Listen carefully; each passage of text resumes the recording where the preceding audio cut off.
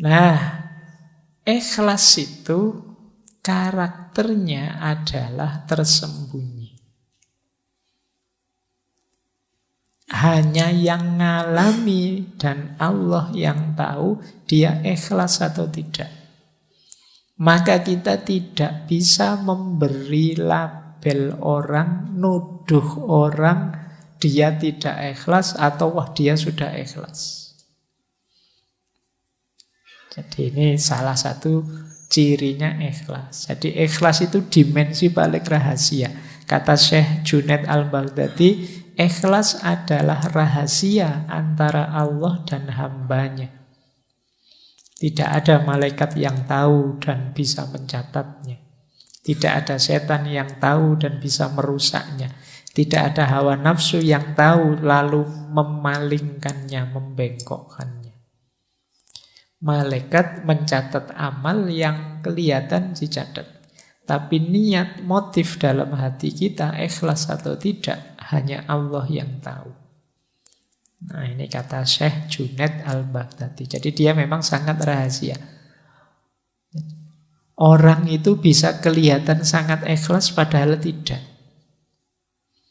Misalnya, wah Pak Faiz itu ikhlas sekali ya ngaji tiap malam Kemis, tidak pengen apa-apa. Itu kan kamu melihatnya begitu, tidak pengen terkenal, tidak pengen kata siapa.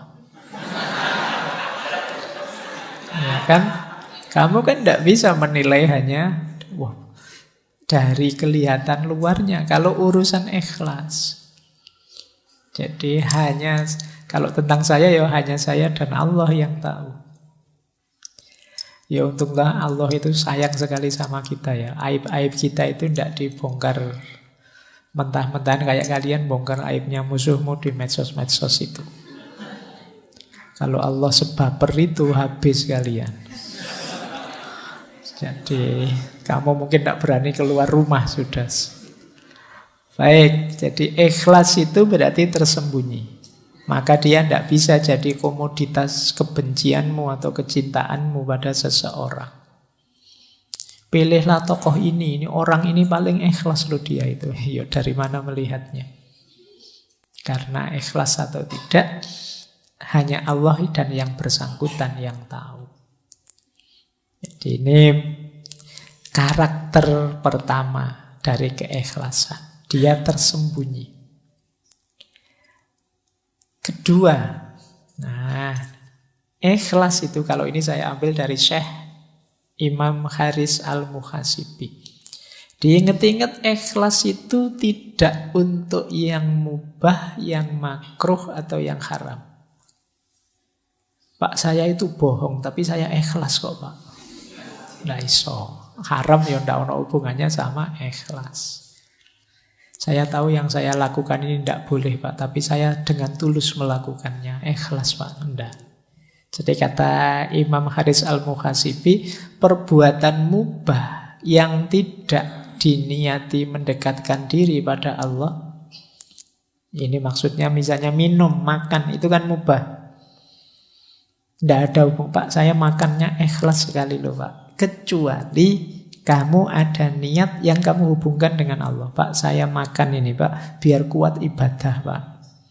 Nah, maka nawa itu saya makan biar kuat ibadah lillahi ta'ala. Kalau ini bisa.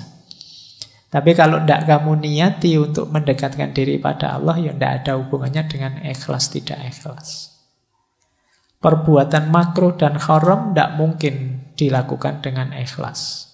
Misalnya kata Syekh Haris, membangun rumah untuk kenyamanan diri, memandang sesuatu yang haram dengan dalih ciptaannya Allah. Kadang-kadang yang kamu lihat-lihat di HP tadi kan lo yang tak contohkan tadi. Wah, ini kan ciptaannya Allah Pak, indah sekali Pak, luar biasa. Saya melihatnya mengagumi kebesaran Allah Pak, itu enggak. Kata Imam Haris enggak. Dimarahi kalian kalau pakai argumen itu oleh Imam Haris Al-Muhasibi. Jangan sebut-sebut ikhlas dalam perbuatan itu. Karena sedikit pun tidak mendekatkan dirimu kepada Allah. Jadi ini catatan. Jadi yang tadi ikhlas itu pasti tersembunyi. Kemudian ikhlas itu tidak dalam yang mubah, yang memang dalam status kemubahannya, yang makruh dan juga yang haram. Jadi tidak boleh perbuatan haram kamu cari argumen dengan sudut pandang yang berbeda biar dia jadi halal atau ikhlas lillahi ta'ala.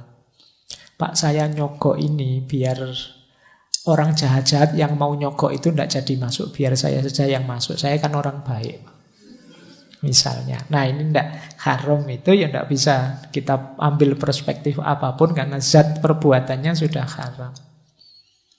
Kalau yang mubah tadi bisa. Mubah itu diniati untuk kebaikan lillahi ta'ala masih bisa. Tapi kalau yang haram tidak bisa.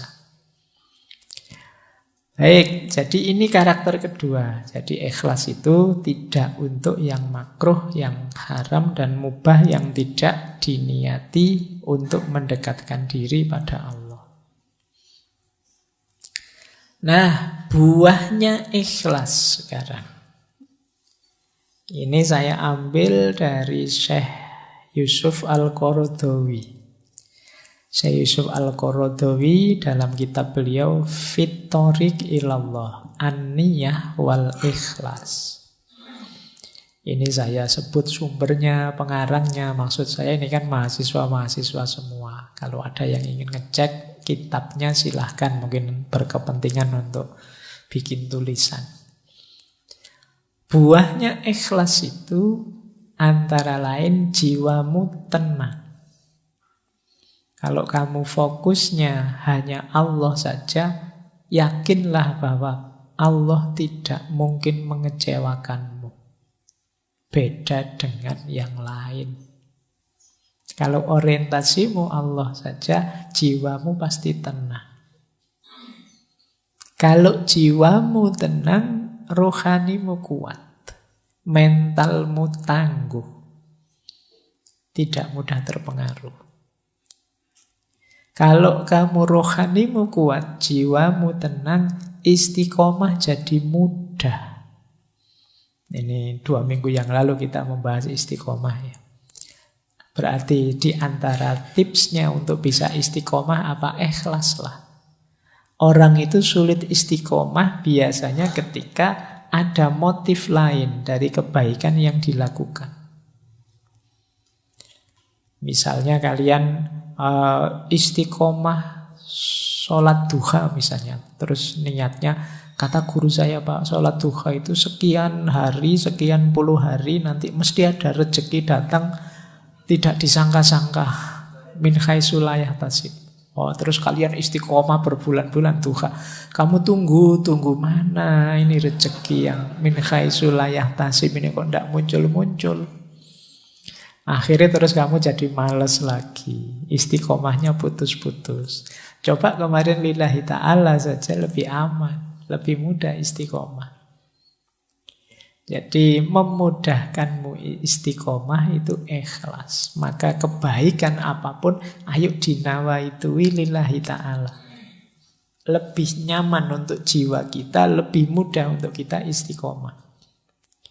Kemudian ikhlas itu bisa membuat yang mubah tadi jadi ibadah. Makan itu, kalau kita nawaitu lillahi ta'ala, biar saya kuat beribadah, ya, yang semula mubah dia jadi ibadah.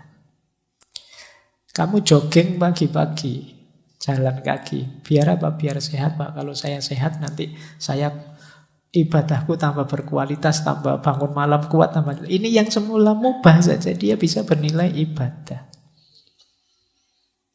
Kamu ngopi itu kan mubah saja. Nah, kalau kamu bisa ngatur niatnya, saya ngopi ini biar kuat melek Pak. Kalau kuat melek, saya bisa tahajudnya bisa tidak terganggu oleh ngantuk bisa. Loh, niatnya ibadah. Bukan nonton sepak bolanya, tapi ibadahnya. Jadi yang mubah bisa jadi ibadah. Kalau ditempeli ikhlas lillahi ta'ala, untuk kepentingannya Allah, ujungnya tetap Allah saja.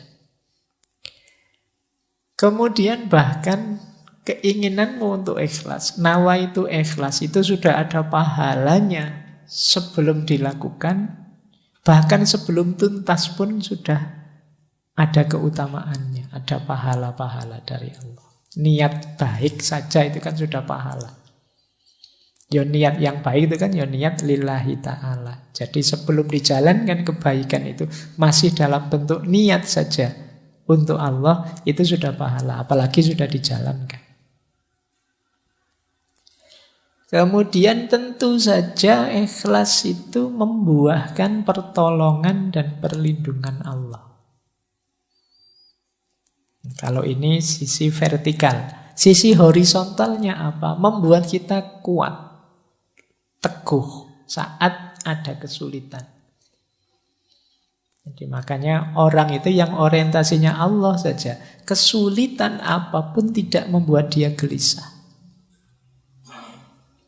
Nah itu seperti munajatnya Nabi waktu beliau dikejar-kejar di Taif, dilempari batu itu kan. Beliau bilang, in lam takun wadiban alayya fala ubali. Meskipun aku berdarah-darah seperti ini, ditolak oleh umatku sendiri, dikejar-kejar seperti orang gila, asal engkau tidak murka padaku ya Allah, aku tidak peduli. Oh ini berarti apa? Mentalnya kuat, teguh menghadapi persoalan. Kalau cuma tidak lulus ujian, terancam DO, tidak masalah.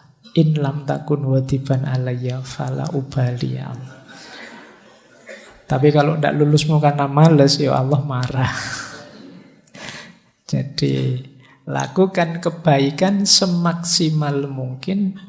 Kalau hasilnya tidak seperti yang kamu harapkan, tidak masalah. Yang penting Allah ridho. Allah itu ridho karena engkau tidak nabrak aturan-aturan yang Dia tetapkan. Jadi ini buahnya orang ikhlas. Dari vertikal, horizontal, ke dalam, keluar itu buahnya sangat positif. Latihanlah untuk jadi orang ikhlas. Baik, kita lanjutkan. Nah, sekarang muhasabahnya, ayo dicek. Dalam diri kita ini sudah ada kualitas ikhlas atau belum? Ini ada beberapa ciri. Kita ambil dulu ciri umum ya. Ini tanda-tanda kita sudah ikhlas. Yang pertama apa? Melakukan sebaik mungkin kebaikan termasuk ibadah meskipun sedang sendirian. Nah, ini berarti kita ciri-ciri orang ini ikhlas. Fokusnya Allah saja. Kalimat meskipun sedang sendirian ini penting. Karena kadang-kadang kita itu kalau pas banyak orang gayane, kalau ngimami suratnya panjang-panjang. Tapi begitu sendiri yo, kuluhu sama ina atau ina. Cowopet sholatnya. Itu ciri-ciri kamu ada riyaknya. Jadi biasanya kan begitu. Kita kalau ada banyak orang pamernya dikedepankan. Itu kemungkinan tidak ikhlas. Baik kalau pas banyak orang saja. Kalau tidak ada orang, aslinya kelihatan. Ini ciri-ciri belum ikhlas. Tidak lillahi ta'ala, masih karena orang. Yang kedua, masih mau mendengarkan nasihat atau petunjuk.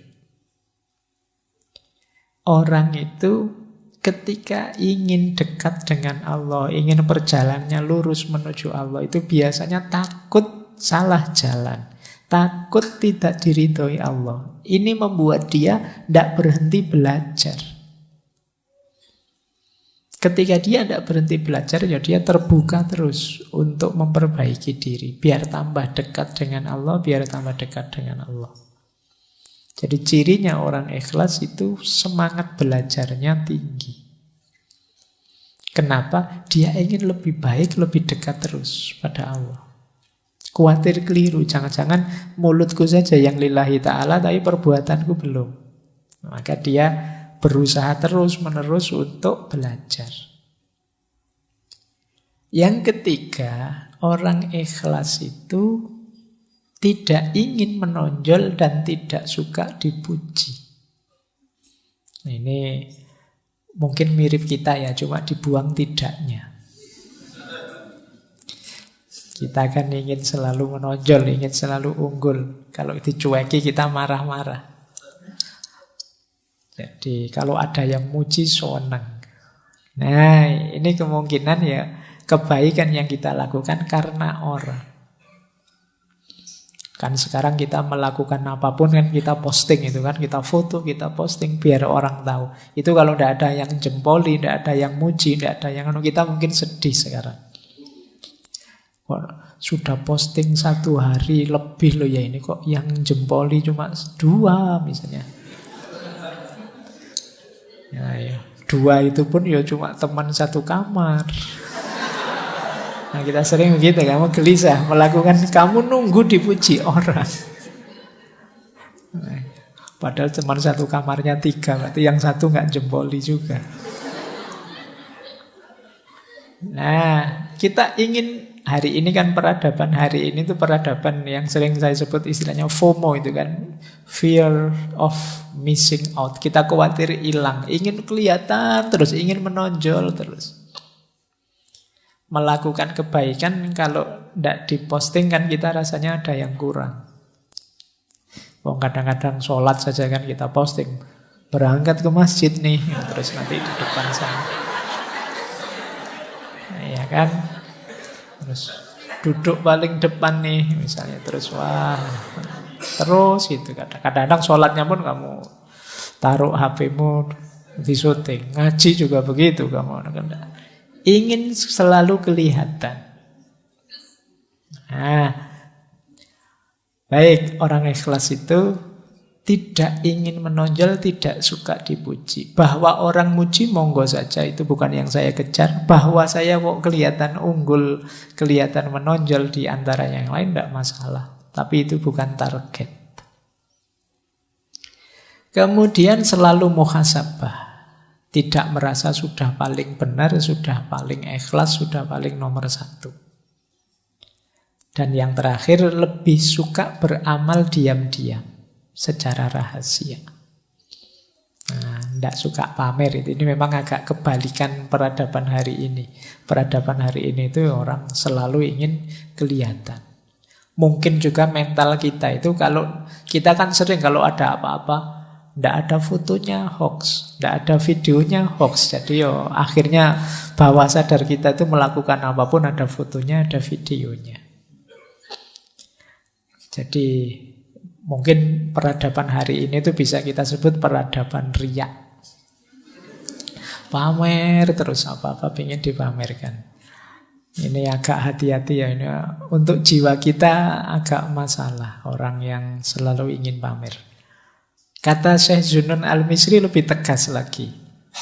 Kata beliau, orang ikhlas itu adalah orang ketika dipuji atau dicela, dia tidak akan terpengaruh. Pujian dan celaan itu dianggap sama. Kalau dia yakin ini kebaikan, dipuji orang atau dicela orang, dia tetap melakukan.